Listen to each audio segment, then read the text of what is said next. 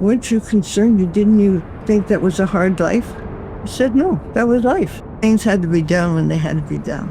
It's very easy to delay things if you don't feel like doing it. We didn't have that option. Well, it didn't enter our heads. My name is Jessie Wall. I used to be Jessie Moore. I born in 1935 in the middle of nowhere, Saskatchewan, in a little town called Dubuque. Lived there till I was 18, and then I went to Winnipeg and became a nurse. Had some children, and then I took 23 years out of nursing and stayed home and went back to work in Crofton Manor. Okay, and now I've retired and I now live at Crofton Manor. The clouds, yesterday it was perfectly blue sky. My grandparents came on my father's side from Norway, and at that time people used to move whole communities, and they were homesteaders. The government gave them a quarter section of land, which was 160 acres, with the proviso that they built something to live in within a year. These were, of course, mostly males, but when they got here, it was empty territory. I mean, it was virgin land. So there were no wives. So somebody organized a train to come from Eastern Canada, mostly Ontario, and they had to buy their own ticket, which my grandma did, but she was sort of clever because she bought a round-trip ticket just in case. And when she passed away at the age of 97, the second half of the ticket was found in her belongings. We came to the land, and they had to cultivate it. They had a plow, and horses pulled the plow, and the blade on the plow was this big and this thick, and it dug into the ground and kept the furrows. And I used to drive the horses while my dad held the plow, because it was hard to do both. And I was about 12 years old at the time. My dad was taken out of school at the age of, in grade 4, because they needed help on the farm. And his older brother was the only one that was educated beyond any schooling required. He went to university and got his agriculture degree, but the rest of them stayed home to help on the farm. Most of the young men in school were pulled out to work the farm. And the farm I grew up had no electricity, no running water, no indoor plumbing. We didn't get electricity on our farm until 1948, and most of Saskatchewan, rural Saskatchewan, was the same. Because we didn't have electricity, you had coal oil lamps. I think coal oil has another name, it might be kerosene. Anyway, it was a chamber full of gas. It had a wick that went down into the coal oil, and I had to trim the wick so it was nice and round, because that gave you the wrong kind of flame. The phone lines, we didn't have single lines. We had a party line always. And that was our communication, because they really didn't have a newspaper every day. And there wasn't much to talk about anyway. And we only had radios, no television, of course. When it rained, and when it stormed, you had to unplug the radios because they were battery operated. And otherwise, they would, I guess, electricity came down, lightning could start a fire. See, the day before I was born, my mother went to a prairie fire because they had all these fires that roared across the prairie like the forest fires do, except there were no trees.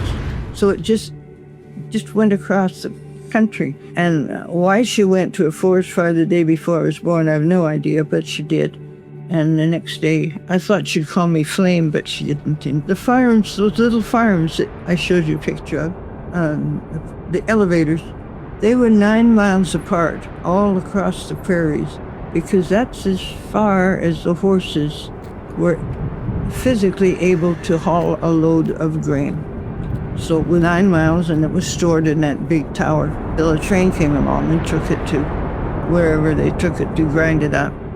We sent our grain there, but some of the towns had mills or something that would grind the grain, and you could bring home the flour, they could. And this business of no hot water and no running water, we had a galvanized tub, and that's where we had a bath on every Saturday night. You had a bath in the tub. From the water that was heated in a reservoir, a container, it was attached to the stove. It was part of the stove. And the heat from the stove kept this water warm. That was our warm water. Also, the school I went to was a one-room school, had at maximum 20 students from grades 1 to 12, and they weren't all covered. Some grades, there were no people, but we were there, though. That's all of us in that same room every day. And my dad, because we lived closest to the school, being half a mile away, my dad used to have to go down and start the furnace or bank the coal furnace at night so school would stay warm. And because I happened to be his daughter, it was up to me to keep that stove going during the classes. Walk to school, of course. So it was, my dad going to drive me to school. Crazy, whoosh, he used to say, whoosh, get on your feet and walk. My kids walk to school because as a kid, your imagination runs wild and you see the grass moving a bit. You think there's a big snake, and of course, it's not just a little garter snake. It's a cobra that's going to squeeze you to death, boa constrictor or some such thing, which is insane. Of course, they don't have them out there. And you find out pretty quick when you start walking. Times it would rain on the way home and you're walking through a rainstorm or snow. But so walking to school was not fun sometimes. And I had to go past a cemetery in my particular case, and it was kind of set oblong or angled to the highway or to the road. And when the car went by, a light would reflect off this stone that scared the dickens out of us. We were sure it was, a ghost, kids think. I did a lot of reading because I was a lonely child, basically, so I read a lot. I think probably what I regret, if I regretted anything, was not having any close companions. Like the closest neighbor was a mile away. They may or may not have had kids. So there weren't a lot of opportunities to make bonding friendships. It wasn't till I got to high school that I made friends, because then there were more people, obviously. Because we had no running water, we had wood stoves, and there wasn't a lot of lumber and trees in Saskatchewan, but when there were, the men went out and got the trees, and then they'd have a day where they sawed all the trees into logs for put in the stove, and the whole community would come. There would be a sort of holiday type atmosphere. The wives cooked a big meal and everything. And the other thing they did for that, my dad liked to play music, so he played the banjo and he also ended up playing the mandolin. They would meet at their houses and have this little music fest. And, lots of people would come. In a neighborhood like that, you just dropped in. You didn't wait for an invitation because every house was wide open. Well, everybody was welcome everywhere. We got a movie once a week, and we sat on wooden planks that were supported by sawhorses. They didn't have backs or anything. And the fellow that did the movie had he hand cranked the reel, and that's what we had every week. Preparing the cream to send to the dairy. Sometimes you just sent a can from a cream, but if you kept some at home, you had to keep some, and you did a separator. And that was my job, to turn the handle on this thing. The faster you turned, the less cream you got. So you learned to go slow and get nice thick cream, and the rest was left over with skim milk. And you used the cream to make butter, of course. And the butter was a churn, and you did this with. Also my job. And the car, I learned to drive on a Model T. Because on the farm, us kids all learned to drive cars before we were old enough to go to school hardly.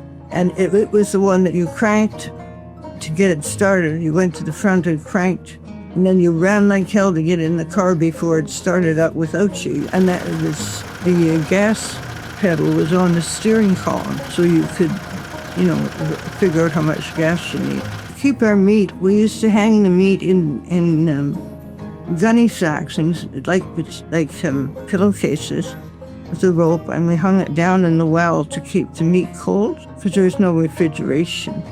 and you'd pull it out and take out whatever you wanted and it'd send it back down. Of course, in the wintertime, the meat would freeze, and they'd have butchery days where they'd decide to butcher a cow or a pig or whatever. So the whole community would come for that, another big entertainment day, and cut all this meat up. One day I went to get some meat out of the well, and I dropped it down in the well, and I have no idea how they ever got that out, or if they did, but it was down in the bottom. And they didn't use the water, of course. The idea that kids get paid to do errands around the house, that really rubs me the wrong way. Because when I was at home, I went to school, I came home, I had to go out and get the cows and bring them home so they could be milked. I mean, it was payment. What is that? No such thing. That was part of your life. We wouldn't even think about that. When I worked here, there was a man who had bought a wheelchair, but he was supposed to use a walker. And he said, well, I don't. I said, why don't you walk down to the desk, which was from here to the first turn. Well, I can't do that. I have a wheelchair, use that. I said, if you keep using the wheelchair, I'm going to take it away from you, so you have to use your walker. Of course, he told his daughter, and his daughter got her shirt in a knot and said, you can't do that because it's our walker, and on and on. And so I got called up on the carpet for that. And while all this is going on, he comes to me, and he had been using his walker to go the distance I recommended. He said, I really want to thank you, because if you hadn't laid the law down, I wouldn't have ever done that, So then the daughter had to back off, of course. But I did get into a bit of trouble because I probably didn't handle it as tactfully as I should have. I think learning to be self-reliant and not depend so much on other people, that was a big lesson. And you see, if something goes wrong, you fix it. You fix it now. Don't look for help all the time.